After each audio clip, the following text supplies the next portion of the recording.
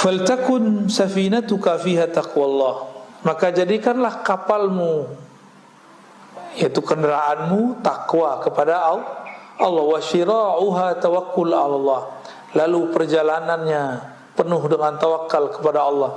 La'allaka tanju wa ma azunnuka najian, semoga kamu sukses walaupun itu sulit, kata beliau, ya. Wa ma azunnuka najian. Wa alam anna tawakkul ala qismain. Nah, tadi kita sudah bagi tawakal tadi ada 3, kalau di sini dibagi menjadi 2. Ada tawakal orang awam. Awam ini umum, kebanyakan orang beriman ini. Tafidu amr rizqi ilallah, hanya berkaitan dengan penyerahan rezeki kepada Allah. Jadi orang awam itu kalau ngomong tawakal babnya rezeki mulu, duit mulu. Kita banget ya, bener. Kapan hidup ini gak mikirin duit? Baru naik makomnya dari makom awam ke makom khawas. Itu sama aja, mau ustadz gak ustadz sama. Serius. Jadi kalau si ustadznya gak belajar kerohanian, gak berlatih rohaninya, itu mahabbah fulusiyahnya tinggi sekali. Tahu mahabbah fulusiyah, Pak? Cinta duitnya, Masya Allah, ya. Ada yang naik dikit, cinta viral.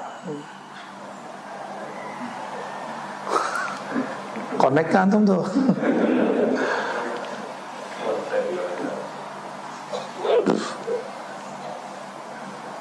Orang kalau cinta viral itu gampang tersinggung, Pak. Gampang tersinggung sama yang ngundang.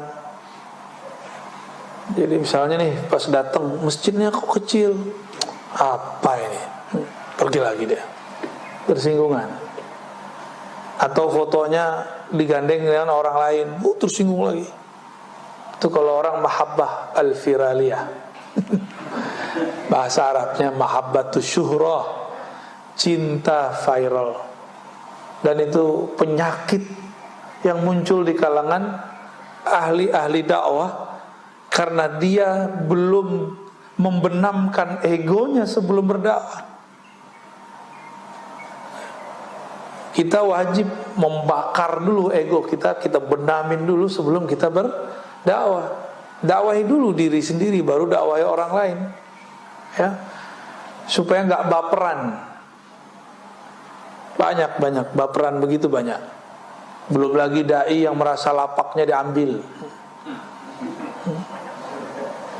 Benar, Pak, serius. Jadi saya ketemu seorang ustadz, dikata-katain oleh ustadz senior. Si ustadz muda ini baru pulang dari luar negeri, dari pesantren. Majelisnya lumayan rame. Dimarahi oleh ustadz senior. Kata yang senior, ente sowan dulu mana? Wah, enggak ya, bener. Izin dulu dong sama gua. Ini wilayah gua nih, ya. Kayak preman aja ya. Preman ustad.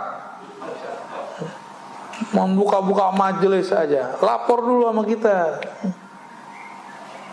Masya Allah. Itu bukan 1-2 tempat, Pak. Banyak sekali. Tuh preman jadi ustad begitu, ya. Masih mending. Nah, ada lagi level lain.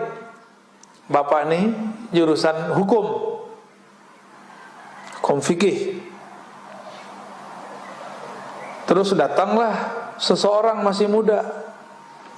Dia juga bisa berbicara hukum, tapi jurusannya bukan jurusan hukum. Ternyata dia cuma tamatan pesantren. Kata orang yang jurusan hukum ini, kamu jangan ambil materi saya dong. Itu kan materi saya yang kuliahnya hukum, kamu kan bukan. Saya aja ngajar, kamu gak usah. Wah, itu udah banyak, Pak, ya. Jangan ambil dong bagian saya, gitu. Nah, ini akibat tidak membenamkan egonya sebelum dakwah. Maka dalam kitab Ibnu Athaillah disebutkan, udfun wujudaka fi ardil khumul. Benamkan dulu wujud sombong di ardil khumul, di tanah ketawaduan, gitu maksudnya. Khumul itu nggak kelihatan sama orang, mastur, sehingga nanti sama aja rasanya, mau terkenal nggak terkenal sama, mau viral nggak viral sama. Karena dia kemudian bukan menjadi hamba syuhrah, hamba kemasyhuran. Dia bukan jadi hamba yang juga pengen sembunyi-sembunyi, enggak. Bagi dia sembunyi tidak sembunyi sama, Allahnya sama kan? Allah Tuhannya orang yang sembunyi dengan orang yang nggak sembunyi sama nggak? Maka wali itu nggak mesti diam-diam. Wali itu ada yang terkenal, cuma nggak banyak. Karena banyak orang pengen terkenal jadi wali, dia bukan wali. Wali murid sih ya. Nah ini catatan saya terhadap diri saya sendiri dan dunia dakwah.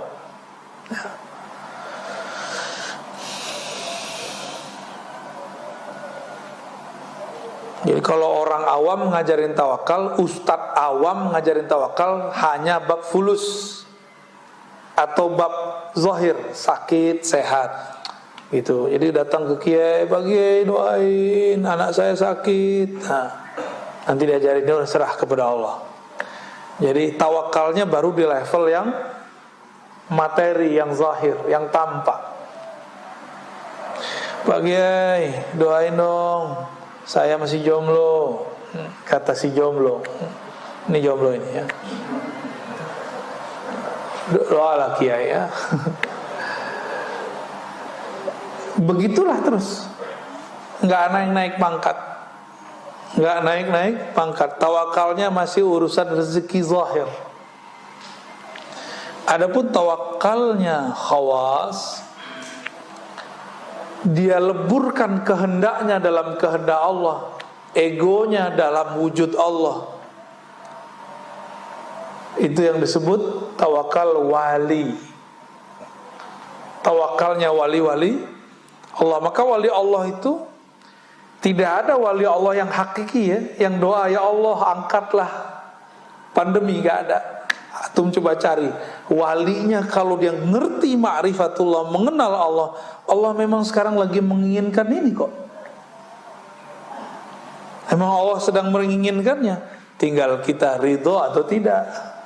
Tapi urusan adab udah masuk ke bab adab ya.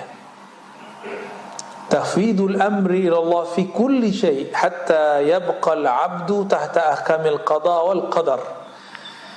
Si hamba lebur kudratnya, kekuatannya, iradahnya, kehendaknya dalam kudrah iradah Allah, dengan ilham dari Allah Subhanahu wa ta'ala. Orang ini enggak banyak wirid. Wirid itu untuk pemula. Tirakat itu bagi pemula, Pak. Kalau wali-wali Allah, dia sudah melewati masa-masa itu. Yang diperlukan bukan lagi wiridan zahir, tapi wiridan qalbu. Dan ini amal yang lebih mulia. Jadi taatnya zahir belum tentu membuat seseorang jadi wali Allah. Siapa tahu ria.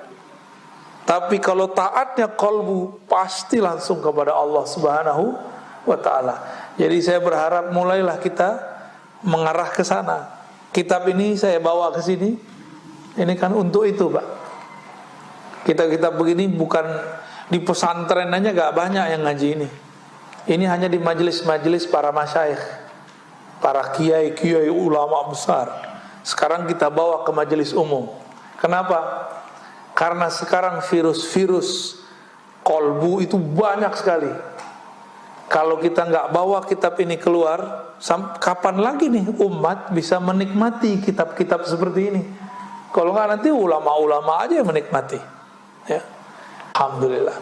Berarti bahasa saya nggak ketinggian gitu. Saya nggak mau bahasanya ketinggian. Atau memang Allah nggak izin saya berbicara. Ciri-ciri Allah tidak izinkan seseorang dai berbicara ketika kalamnya tidak dapat dipahami makhluk. Makanya saya tanya, bisa dipahami Pak? Ini jangan menghibur saya loh Pak. Ntar bikin antum senang gitu. Enggak, saya nggak mau begitu. Orang-orang yang wali khawas itu kesannya, nah di sini banyak orang tertipu secara kasat mata. Adimul harakati, wal ikhtiyar. Seakan-akan gak ada lagi gerak, tidak ada lagi pilihan. Tadi kita sudah sebutkan, dia hanya bergerak kalau diilhamkan Allah. Dia hanya memilih jika dipilihkan Allah. Inilah maqam Sayyidina Abu Bakar ketika ditanya, apa yang kau pilih? Apa yang kau mau wahai Abu Bakar? Apa jawaban beliau? Aku memilih untuk tidak memilih lagi. Allah lah yang memilihkan bagiku. Aku berkehendak agar kehendakku habis dalam kehendak Allah. Ya. Masih pantas gak kita berkehendak sedangkan Allah mau sesuatu? Allah maunya pandemi, kita maunya pandemi diangkat, kan gak sopan Pak. Ini bab kolbu ya. Tega banget Allah. Bukan tega, ini memang sunatullahnya sudah. Kan dunia ini memang tempat Pak. Kalau gak virusnya pandemi, virus apa gitu, pasti selalu ada.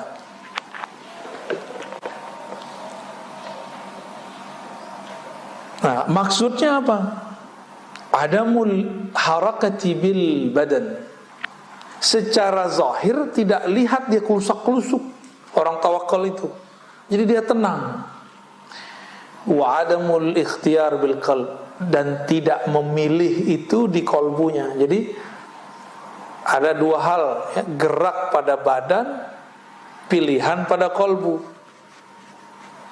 Jadi mereka bukan lagi wali hamba-hamba Allah yang sibuk di badan dan kolbunya. Ini sudah masuk ke dalam ruhnya. Ya. Fa in waqa'a fi qalbihi al-harakah kana mutaharrikan billah. Ya. Jika masuk gerak dalam kolbunya, dia bergerak dengan gerak Allah. Jika diam, dia diam dengan ilham dari Allah Subhanahu wa ta'ala. Inilah yang ditunjukkan, dicontohkan oleh Asy-Syaikh Ibnu Syamsuddin, seorang ahli ma'rifatullah yang menjadi guru Muhammad Khan yang belakangan disebut Muhammad Al-Fatih. Muhammad Al-Fatih, Mehmet Khan gitu ya. Sultan Mehmet ini dia berambisi mau mengalahkan Rum pakai nafsu, tapi semua strategi dia kalah. Semua gurunya bilang tunggulah, tunggu isyaratnya keluar. Dia nggak mau. Gua mau sekarang. Yang sultan kan saya, kamu bukan sultan. Tapi karena beliau dapat isyarat, gurunya ini tetap bermunajat, mencari tempat di mana dia akan munajat. Dapat isyarat lah atau ilham dari Allah. Apa ilhamnya? Bahwa di sana, di suatu tempat di Istanbul itu ada satu makom, adalah makom sahabat Nabi, pewakaf masjid namanya Abu Ayyub Al-Ansari, yang sekarang disebut nama tempatnya Masjid Ayyubiyah. Masjid Ayyubiyah. Yang pernah ke sana paham kali maksud saya ya.